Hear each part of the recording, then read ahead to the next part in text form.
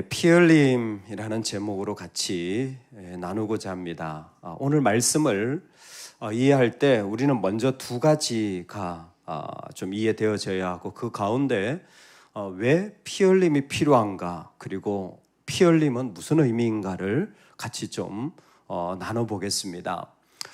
이게 참 중요한 게, 말씀을 듣는 실력이라는 말을 제가 한번 표현한 적이 있는데, 우리에게 히브리서는 정말 말씀을 듣는 실력이 필요함을 강력하게 요구하는 것 같습니다. 피 흘림을 이해할 때 두 가지 우리가 반드시 이해해야 되는 것이 죄와 율법입니다. 피 흘림이 필요했던 근본적인 이유는 죄 때문입니다. 죄가 뭡니까? 죄는 사람을 향하여 악하게 하는 것입니다. 사람을 향하여 악하게 하는 거예요. 동시에 죄의 본질, 사람을 향하여 왜 악하게 하느냐 묻는다면 하나님과 분리되었기 때문에 그래요. 그래서 에덴 동산에 하나님과 같이 있을 수 없고 쫓겨나는 것은 하나님과의 분리를 상징적으로 말하는 것입니다. 그러면 자기 동생이라도 죽이고 분내고 화를 내는 거예요. 그 안에 본질은 무엇이냐면 하나님과의 분리가 있기 때문에 그렇습니다. 여러분, 사람을 미워하는 것은 그 대상 때문이기도 하지만 본질적으로 보자면 그 사람 안에 죄의 성량이 사라지지 않은 거예요. 즉 하나님과 많이 떨어져 있는 겁니다. 지금 하나님과 많이 분리되어져 있는 거예요. 일을 보고 원망하고 불평할 수 있지만 그건 그 일에 대한 것도 맞지만, 본질적인 의미는 에덴에서 지금 추방되어진 심정인 거예요. 억울하고 답답하고 화가 나고. 죄는 하나님과의 분리로 말미암은 사람을 악하게 대하는 태도가 죄입니다. 성경은 이런 죄에 대하여서 모든 사람이 죄를 범했다 그랬어요. 즉 누구나 다 이와 같은 모습 속에 있다라는 것입니다. 그리고 그 죄는 반드시 대가를 치르게 되어져 있다라는 거예요. 그냥 하나님과 분리되어졌으면 뭐 어때? 라고 말할지 모르겠지만 그 죄에 대해서는 반드시 값을 치르게 되어져 있다라는 거죠. 그래서 죄의 싹이라는 말이 표현되어져 있는 겁니다.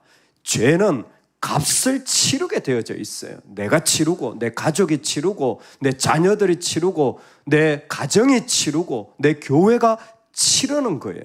그게 나 혼자의 문제가 아닙니다. 우리 공동체, 그래서 영적인 타락이 일어나는 사사시대를 보면 반드시 도덕적 타락이 일어나게 되어져 있는 겁니다. 죄는 값을 치르게 되어져 있는 거예요. 이것이 죄에 대한 중요한 모습이었습니다. 사람을 대할 때, 그 일을 대할 때 악하게 대하는 것은 그 안에 하나님과의 분리가 일어나기 때문이에요. 그런데 이런 모습이 모든 누구에게나 있어요. 그래서 우리의 뜻과 마음은 죄의 성량에서 나온 겁니다.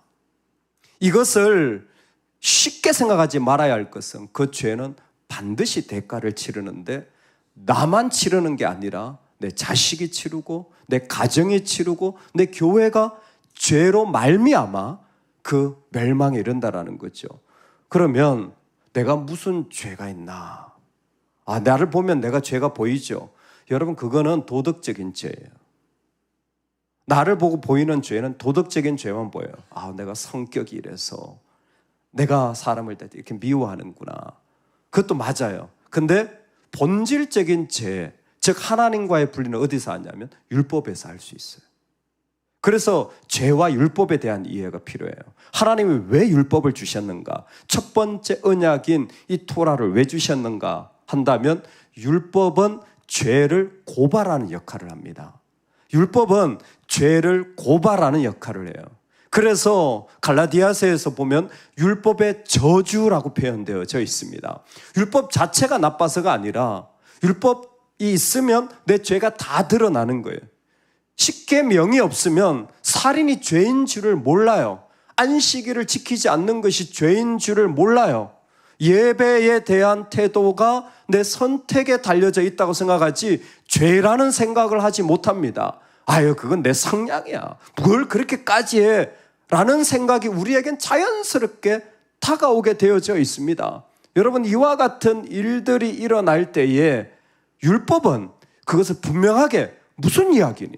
그건 아니야 라고 죄됨을 하나님과의 관계에서 말씀해 주는 게 율법의 역할이에요. 그래서 율법적이다 라고 말하면 뭐예요? 고발하고 비난하고 판단하는 게 많은 겁니다. 무슨 일을 보든 불만이 많아요. 왜? 이게 율법적이에요. 율법은 그 안에 잘못된 것을 드러내는데 탁월한 역할을 하고 인간은 이게 필요합니다. 그래야 진정한 자유를 누릴 수 있기 때문에 율법의 반대가 뭡니까? 은혜입니다. 은혜는 고발이 아니라 덮어요. 보이는데 안 보여요. 일어나는데 안 일어났어요. 분명히 문제가 있는데 문제보다 더 크신 하나님의 계획을 신뢰하기 시작하는 게 은혜예요. 그래서 은혜의 세계로 주님이 우리를 부르신 겁니다. 죄와 율법이 결론이 무엇이냐면 그 죄에 대한 대가 지불, 그리고 그것에 대한 고발을 만족해 하는 것이 피입니다. 그것에 대한 만족이 피예요. 피는 생명으로 그 값을 지불하겠다라는 것이죠. 생명으로 값을 지불한다라는 것을 성경에서는 두 가지로 구약에서 보여주었습니다. 먼저 아브라함이 창세기 15장에서 하나님과 약속을 맺을 때에 동물의 쪼개진 사체를 통하여서 약속을 맺어요. 이때는 동물의 쪼개진 사체, 즉 이 동물을 쪼개놓고 솔개를 쪼개놓고 그런데 지나가게 하죠. 그 가운데 지나가게 하는 게 뭐냐면 이 언약을 서로 간에 목숨을 걸고 생명을 걸고 그렇게 지키겠다라는 거예요. 그런데 이때 일어난 일이 뭐냐면 만약에 상대방이 지키지 못한다고 할지라도 하나님이 자기가 복이 되어 주셔서, 복의 근원, 자기가 복이 되어 주셔서 이것을 완성시켜 주시겠다라는 것을 우리 앞에서 배웠습니다. 그런데 이런 관점에서 아브라함의 언약은 하나님이 스스로 언약 파괴를 감당하시는 것이라면 신의 산은 다릅니다. 신의 산에 오면 히브리서는 이 관점을 정확하게 보여주는 거죠. 모세가 하나님의 율법을 받고 그 가운데 거룩을 표현하기 위하여 동물의 사체에서 피를 뿌리게 되어져요. 이때 절반의 피는 제단에 뿌립니다. 제단에 뿌려서 하나님과의 거룩을 약속해요. 한쪽이죠. 또 한쪽은 어디에 뿌립니까? 백성들에게 뿌려요. 백성들에게 뿌려요. 어떤 백성이냐? 율법을 듣고 지키겠다고 맹세한 백성들입니다. 율법을 낭독하고 난 뒤에 그 율법을 따라 살겠다고 한 자들에게 그 피를 뿌리는 거예요. 이 얘기는 뭐냐면 창세기에서는 그 책임을 하나님이 다 지셔서 복으로 가셨다면 율법이 있고 나서 이제 그 책임이 너희들에게 있다라는 거예요. 이제 너희들이 그 책임을 감당해야 된다라는 거예요. 그래서 핏값으로 이 언약에 대하여 어겨졌을 때 감당하는 것이 동물과 염소와 그리고 송아지의 피였습니다. 히브리서는 거기에 우슬초라든지 붉은 양들 이런 것들을 표현하는 것이 무엇이냐? 백성들이 핏부림을 받고 언약을 맺었을 때에 내가 그 일에 살아가면서 내 자녀가, 내 가족이, 우리 공동체가 그 안에 죄의 영향력 아래 있을 때에 피로 그 값을 지불함으로 이 언약이 완성되어지는 모습을 보여준 것입니다. 이때에 예수님께서는 바로 자신을 나의 피는 언약의 피라고 말씀하신 것입니다. 나의 피는 언약의 피라고 이 땅에 오셔서 말씀하신 거예요. 그래서 성만찬에 그냥 예수님이 이 떡은 내 몸이다, 이 피는 내 피다 하면 되는데 이 피에 대해서는 언약의 피라는 표현을 거기에 첨가하십니다. 자, 이게 두 번째로 히브리서가 강조하고 있는 거예요. 이게 무슨 얘기냐? 이게 왜 우리한테 중요하냐? 예수님의 피 흘림이 왜 중요하냐? 이게 무슨 원리입니까? 백성들이 흘려야 될 그 피의 값을 지금 본인이 지불하시겠다라는 거죠. 예수님이 지불하신다는 거예요. 근데 여기에 뭐가 반드시 필요하냐? 언약이, 유언이 유효화되기, 언약이 효력을 발휘하려면 언약을 말한 사람이 살아있으면 효력이 없어요. 내가 유언 정서를 만들어 놨는데 내가 아직 살아있잖아요. 유언 정서가 발휘가 안 되잖아요. 내가 살아있는, 내가 말하면 되는 거예요. 이게 중요한 겁니다. 예수님의 언약의 피라고 말씀하셨을 때에 반드시 필요했던 것은 무엇이냐면 그 언약을 말한 사람의 죽음이 요구되어지는 겁니다. 유언은 유언한 자가 죽어야 되나니, 즉 이 예수님께서 우리에게 언약의 피로 말씀하실 때에 중요한 것은 무엇이냐면, 너무 당연한 것 같은데 죽음의 필요성에 대하여 언급하신 거예요. 이 하나님과의 관계 회복에 반드시 필요한 것이 무엇이냐면 사망 증명서가 필요한 겁니다. 죽었느냐? 사망 증명서를 떼야 돼요. 그래서 죽음 위에 이 새로운 언약이 확정되는 것이었습니다. 오늘날 우리에게 살아가는 삶의 자리에 유언한 자가 살아있는 동안에는 죽음이 아니라면 보정되어지지 않는 것이 새 언약의 원리라는 것입니다. 그래서 예수님의 피 흘리심은 필연적으로 어린 양으로 죽으신 예수님의 죽으심과 같은 말이에요. 여러분, 우리가 예수님을 믿을 때 그래서 내가 십자가에 죽었는가? 이 고백을 다르게 말하면 내 안에 하나님의 능력, 언약의 유효성이 일어나려고 하면 내가 사망 증명서를 떼지 않으면 내가 내 계획과 내 방식과 내 체질대로만 살아가는 삶이라면 언약의 능력이 일어날 수가 없어요. 그 사람에게는 죽지 않았기 때문에. 그 죽음 위에 생명의 능력이 일어나는 겁니다.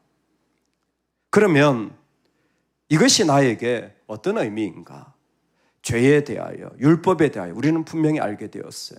여러분, 깊은 원리는 사실은 성격이 아닙니다. 죄예요, 죄.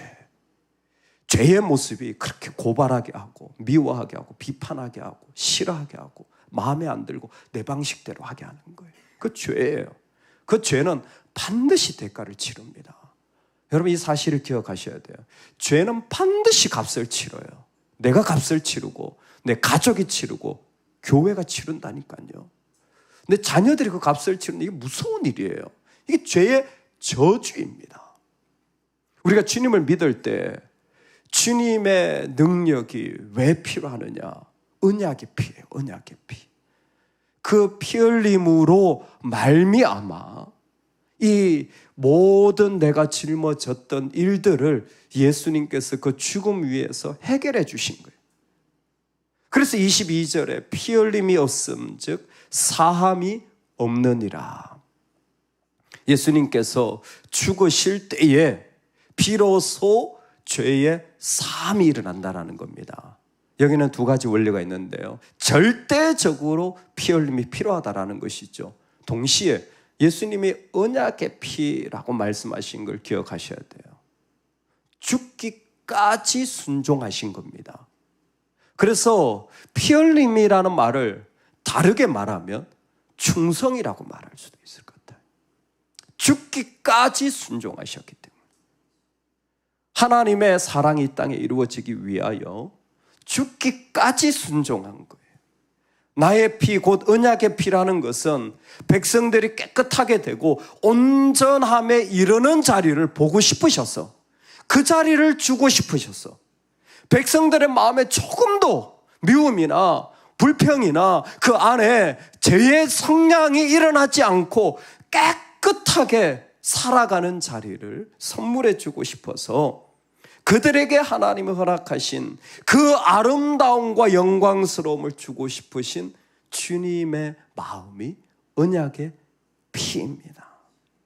그래서 한 부분에서 너무나 죄에 대한 이 비참함이 있는 동시에 한 부분에는 말할 수 없는 영광과 감사가 우리에게 있는 것이 이 피의 능력인 거죠.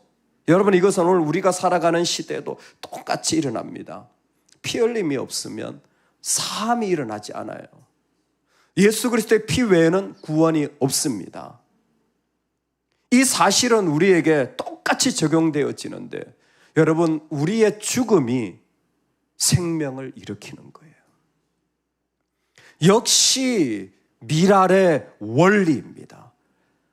한 알이 땅에 떨어져 썩어질 때에 비로소 온전하게 되어지는 거예요. 근데 믿음의 사람들은 나를 미랄로 심는 것을 기뻐하고 즐거워하는 거예요. 왜? 온전하게 될 거니까. 저들이 살아날 거니까. 이건 내 의가 아니에요. 우리가 받은 피의 속성입니다. 그리스도의 피가 사람들을 온전케 되는 것을 보시길 원했기 때문에 앞에 있는 즐거움, 기쁨을 인하여 십자가를 참으시는 거예요. 백성들의 깨끗함, 우리의 그 정결함의 모습, 주님이 너무 보고 싶은 거예요. 그러니까 우리가 예배하고 온전히 주님을 사랑할 때 가장 기뻐하는 분이 저는 예수님이라고 생각합니다. 자신의 생명을 드렸으니까. 이 일로 말미암아 살아가는 사람들 속에 피 흘림의 자리가 일어나는 거예요. 순교해야지. 맞아요. 근데 나를 미랄로 내어드리고 또 내어드리는 것을 말할 수 없는 기쁨과 영광으로 아는 거예요. 그 자리에서 사람 보지 않아요. 왜 나만 이렇게 해야 되느냐? 아니요. 그냥 그 자리를 드리고 싶은 마음으로 드리는 거예요. 그럴 때 일어나는 자리를 너무 귀하게 여겨요.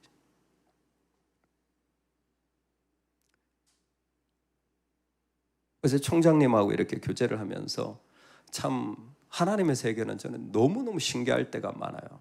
유사한 부분이 많더라고요.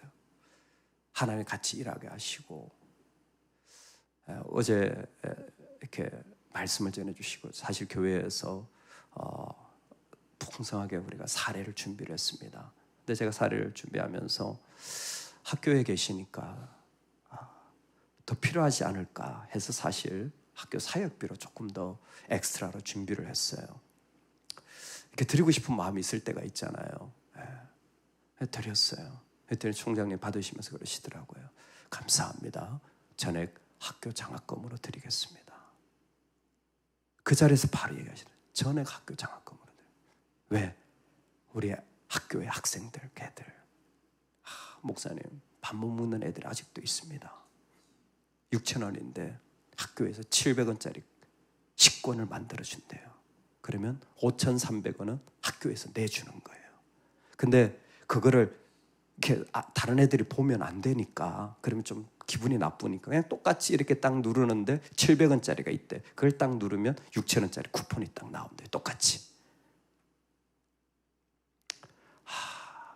역시 믿음의 어른들은 뭔가 다르다. 나를 희생하는 걸 희생이라고 생각하지 않아요. 당연하게 생각하는 거예요. 내가 수고하는 거, 내가 섬기는 거, 그 자리가 귀하고 감사할 뿐이에요. 그렇게 해서 이 아이들이 공부할 수 있다, 이 아이들이 믿음으로 일어날 수 있다면, 이 아이들이 세워질 수 있다면 가지고 피 흘림이 생명을 일으키는 거예요. 희생이, 나를 내어드림이 하나님이 그 가운데 생명을 일으키는 통로로 삼아주시는 겁니다. 여러분, 지금도 똑같은 자리 아니겠습니까? 오늘 우리를 부르실 때에 그리스도의 피 흘림을 본받아 내가 미랄로 썩어지는 그 자리를 통하여서 하나님 앞에 드려지고 고백되어지기를 원합니다. 우리나라에는 정말 아직도 미약하지만 유산 안 물려주기 운동. 여러분, 자식한테 유산 주면 안 돼요. 하나님 앞에 밀알되어진 자리가 있어야 돼요. 이 세상에 밀알되어진 자리가 있어야 돼요. 여러분, 교회가 자기 건물 남기면 안 돼요. 이 세상에 밀알되어진 자리가 보여져야 돼요. 곳곳에 이렇게 썩어졌습니다. 이렇게 죽어졌습니다. 이렇게 살았습니다. 근데 그것은 내 주님을 향한 내 최고의 영광이요 기쁨입니다. 할렐루야. 죄를 이겨낸 환호가 피 흘림인 거예요. 이 세상을 향하여서 맞짱 뜨며 영광스럽게 나가는 것이 피 흘림인 것입니다. 오늘 우리에게 그 자리를 초청하고 부르시는 것이 피 흘림이 없은, 즉 사함이 없느니라, 이 자리인 줄로 믿습니다. 우리의 삶의 자리에 그리스도께서 그렇게 원하셨던 온전한 깨끗함의 자리, 이미 우리가 누리고 있잖아요. 할렐루야. 오늘 이 영광의 자리가 우리의 대를 이어서 충만하게 세워져 가기를 간절히 소망합니다. 아멘, 아멘. 이 아침에 우리 같이 기도하겠습니다. 지금 우리는 기도의 방식을 바꿔가고 있어요. 기도가 바뀌면 삶이 바뀝니다. 신앙의 방향이 바뀌어져요. 그래서 기도가 계속 배워져야 합니다. 우리 기도를 이 시간에는 앞으로 손을 내밀고 오늘은 하기를 원합니다. 이렇게 손을 앞으로 내미는 것은 다른 사람, 다른 자들, 이 땅에 있는 백성, 하나님의 나라가 필요한 곳을 향한 흘러감입니다. 하나님, 나를 통하여 흘러가야 될 곳에 주님의 은혜가 흘러가게 하여 주시옵소서. 우리 이 기도를 같이 드리기를 원합니다. 우리가 괜찮으시면 앞으로 손을 내밀고 오늘 말씀을 통하여서 피 흘림을 들었는데, 하나님, 내가 정말 나를 통하여 밀알되어져야 할 곳에 심어지게 하여 주옵소서. 우리 그런 마음을 가지고 또박또박 기도하면서 우리 하나님께 나아가겠습니다. 다 같이 기도하겠습니다. 하나님 아버지, 오늘은 먼저 주의 말씀을 따라서 손을 내밀고 기도하기를 원합니다. 하나님, 먼저 주께서 우리에게 말씀하여 주신 피 흘림의 자리를 분명하게 알게 되고 배우게 하여 주시니 감사합니다. 주님이 우리에게 주신 미랄의 삶의 자리, 하나님, 흘러가기를 원합니다. 우리가 깨끗하게 되기를 그렇게 원하셔서 우리에게 허락하여 주신 자리, 하나님 앞에 나아가 세워져야 되는 그 자리 속에서 주님 앞에 나아가게 해주셨는데, 하나님, 이 자리가 이 땅에 필요합니다. 하나님, 흘러가게 하여 주시옵소서. 내 안에 머물지 않게 해주세요. 하나님, 사해되어져서 죽음받아 되지 않게 해주세요. 하나님, 흘러가야 될 자리들에 주님 흘러가서 당신 앞에 세워진 자의 모습으로 하나님 앞에 마음껏 나아가는 자가 되어지기를 원합니다.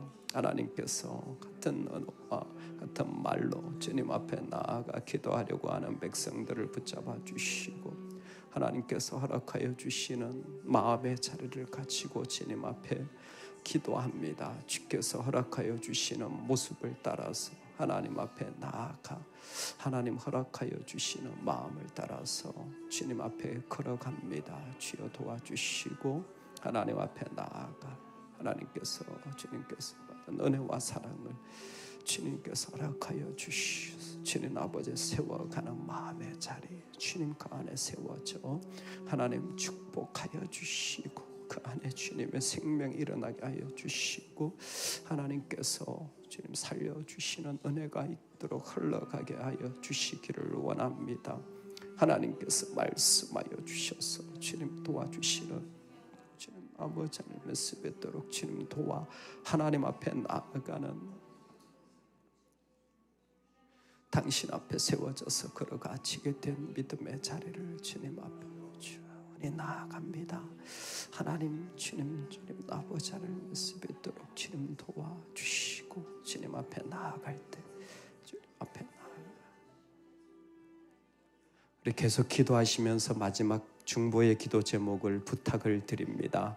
여러분, 같은 말 반복하는 기도하지 마시고요, 모르는 언어 하지 마시고 한국말로 하세요. 또박또박 그렇게 기도하세요. 우리 기도를 바꿔가야 됩니다. 이 시간에 중보하며 흘려보내는 기도할 때 어제 부탁을 받았어요. 목사님, 기회가 되신다면 한국 성서대학을 위해 한 줄만 기도해 주세요. 아이들이 참 말씀으로 매일 예배하는 학교라고 합니다. 일반 대학인데 예배하는 게 쉽지 않아 싸우고 있습니다. 우리 잠깐만 우리 그 학교를 위해서, 하나님 35%의 믿지 않는 아이들이 그 학교에 있다고 하는데 매일 예배에 참여한다고 합니다. 이때가 아니면 복음화가 어려운데 하나님 그 아이들을 축복하여 주옵소서. 두 번째로는 별과 같은 믿음의 선배들을 놓고 기도합시다. 노년에 이르르고 장년에 이르를 때 미랄되어진 믿음의 별과 같은 사람들이 이 땅에 많이 일어나는 피 흘림이 있게 하여 주시옵소서. 동시에 우리 선교지를 놓고 내일 예배를 놓고 우리 같이 한 번만 마지막으로 기도하며 각자 기도하시겠습니다. 하나님 아버지, 주님 앞에 기도의 부탁을 받고 기도합니다. 하나님 아버지, 잘 모릅니다. 성서대학이 어떤 학교